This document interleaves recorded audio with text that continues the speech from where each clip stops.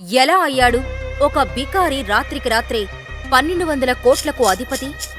సిటీలోని one of the top business man ఎందుకు వెంటాడుతున్నారు? ఒక బిచ్చగాణ్ణి ప్రాధేయపడాల్సిన అవసరం ఒక కోటీశ్వరుడికి ఎందుకొచ్చింది? కోట్లు ఖర్చు పెట్టి కొన్న కారులో ఒక అడుక్కునేవాణ్ణి ఎందుకు ఎక్కించుకున్నాడు?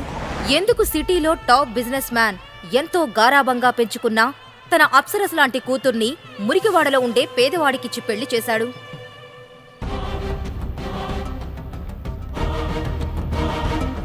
ఆ పేదవాడి వెనుక ఉన్న అసలు నిజం తెలియగానే ఎందుకు సిటీలోని ధనవంతులంతా వణికిపోయారు?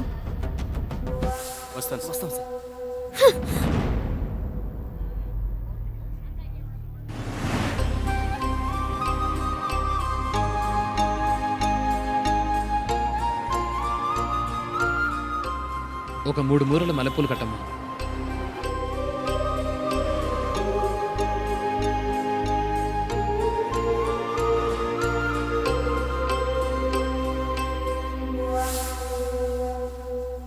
నువ్వు గనక నా హస్బెండ్ కాకపోయింటే నిన్ను కొట్టి ఏ గదిలోనూ పడేసేదాన్ని. మా ఫ్రెండ్స్ కి వాళ్ళ హస్బెండ్స్ ఐఫోన్ ఇచ్చారు, డైమండ్ రింగ్స్ ఇస్తున్నారు, కానీ నువ్వు చీప్ గా 10 రూపాయలు పెట్టి పూలు తీసుకొచ్చావు.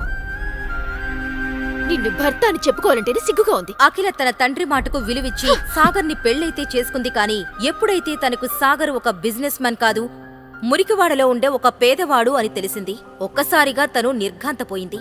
అందుకే అఖిల ఒక కండిషన్ పెట్టింది. ఇంట్లో కాకుండా బయట ఎవ్వరికీ కూడా సాగర్ తన భర్త అని తెలియకూడదు అని. సాగర్ ఆ ఇంట్లో ఒక ఇల్లరికపు అల్లుడుగా ఉండిపోయాడు, కాని అక్కడతను ఒక నౌకర్లా పనిచేస్తున్నాడు. ఆ ఇంట్లో అందరూ అతని మీద అజమాయిషీ చేసేవారు. ఆ ఇంట్లో తనకు సరైన తిండే కాదు, ఉండడానికి ఒక రూమ్ కూడా ఇవ్వలేదు. అప్పుడప్పుడు హాల్లో కార్పెట్ మీద లేదంటే పెట్స్ కోసం ఏర్పాటు చేసిన రూంలో పడుకునేవాడు.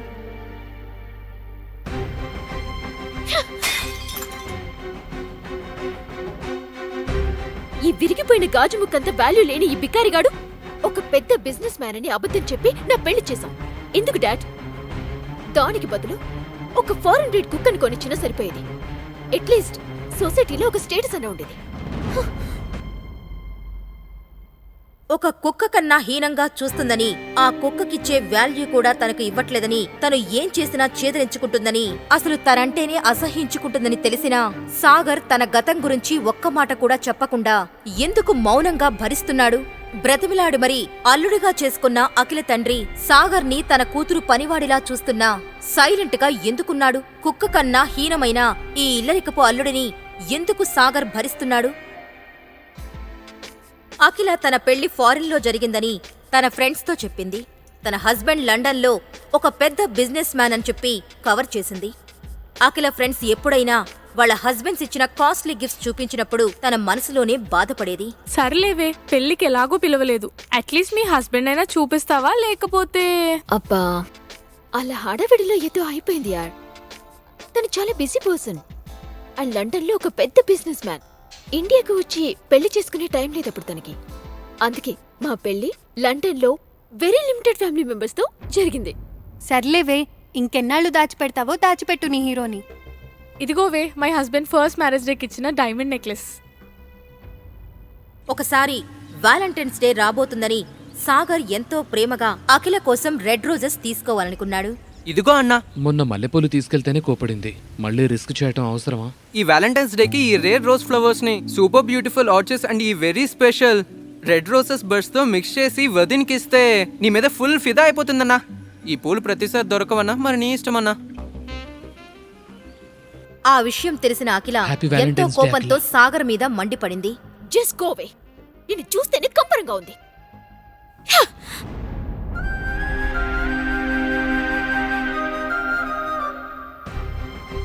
ఇదిగోవే, మై హస్బెండ్ ఫస్ట్ మ్యారేజ్ డేకి ఇచ్చిన diamond necklace. Sagar, Sagar, ఎక్కడున్నావ్?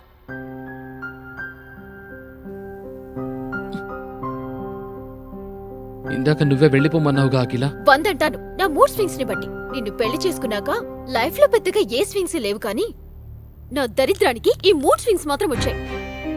Same నీలాగే దమ్మిడి ఖర్చు లేకుండా. సరే విను, నీ దగ్గర ఇంకా 2 days మాత్రమే టైం ఉంది. ఏవైనా సరే వ్యాలంటైన్స్ డేకి నాకు ఒక కాస్ట్లీ గిఫ్ట్ కావాలి. దాని కాస్ట్ మినిమం 1 lakh అయినా ఉండాలి. తీసుకురాలేకపోయావనుకో ఏదైనా రన్నింగ్ ట్రైన్ కి ఎదురుగా వెళ్ళి చావు. నాకు పట్టిన దరిద్రమైన వదిలిపోతుంది.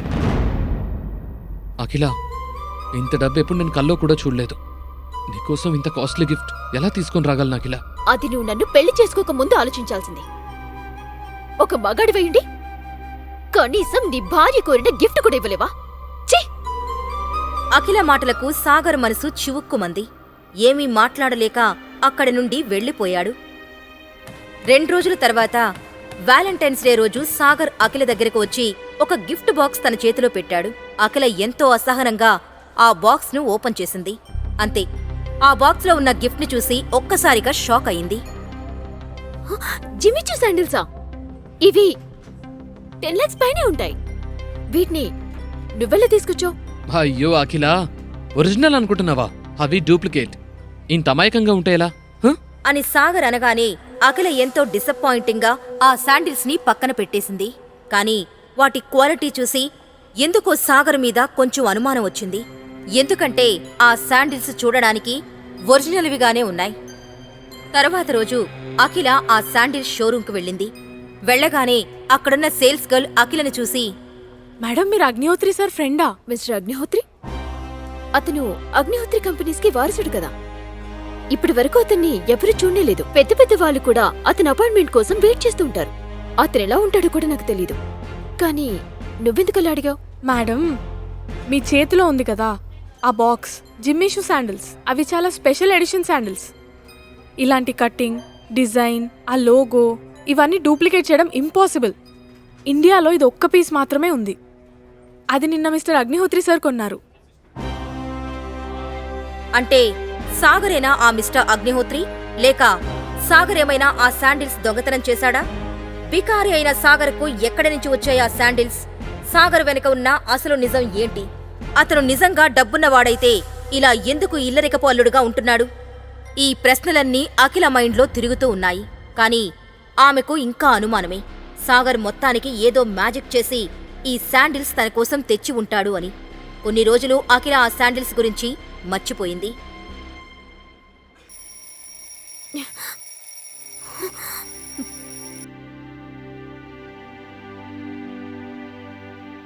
ఒకరోజు ఉదయం సాగర్ ఇంట్లోకి కూరగాయలు తేవడానికి బయటకు వెళ్ళాడు. అప్పుడు అఖిల హడావిడిగా రెడీ అయి హాల్లోకి వచ్చి కోపంగా అరవడం మొదలుపెట్టింది. మమ్మీ, సాగర్ ఇక్కడ. ఈ మనిషి అవసరం ఉన్నప్పుడు మాయమైపోతాడు. ఈరోజు నాతో ఆఫీస్కి తీసుకెళ్దాం అనుకున్నాను. ఏం లాభం? కరెక్ట్ టైంకి ఇంట్లో లేడు మహానుభావుడు. అలా అఖిల సాగర్ గురించి మాట్లాడుతుండగా అప్పుడే అక్కడికి వచ్చాడు సాగర్.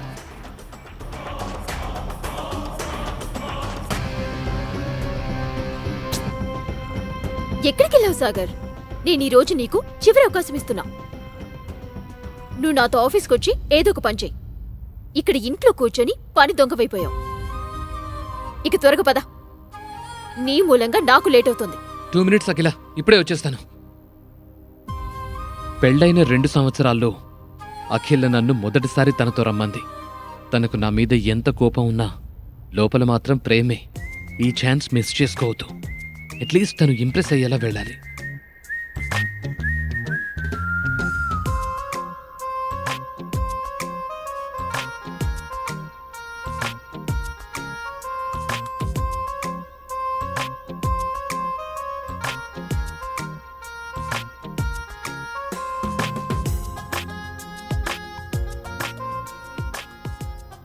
హలో పెళ్ళంగారు, వెళ్దామా?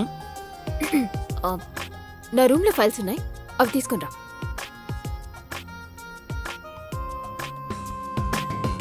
అన్నట్టు నా bag తెచ్చాగా.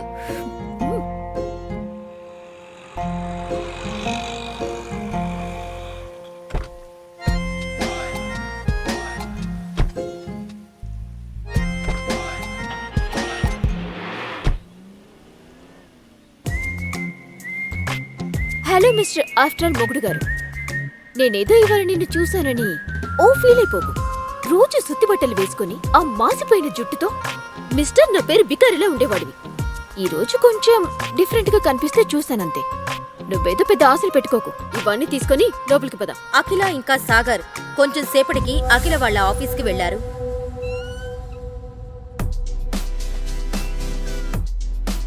Hey, princess, how are you? Hey hi రానా.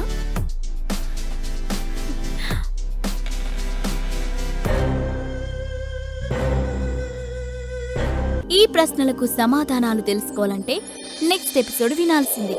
క్రింద ఇచ్చిన లింక్ ని క్లిక్ చేసి పాకెట్ ఎఫ్ఎం యాప్ ని ఇన్స్టాల్ చేసుకోండి. Stay tune to pocket FM.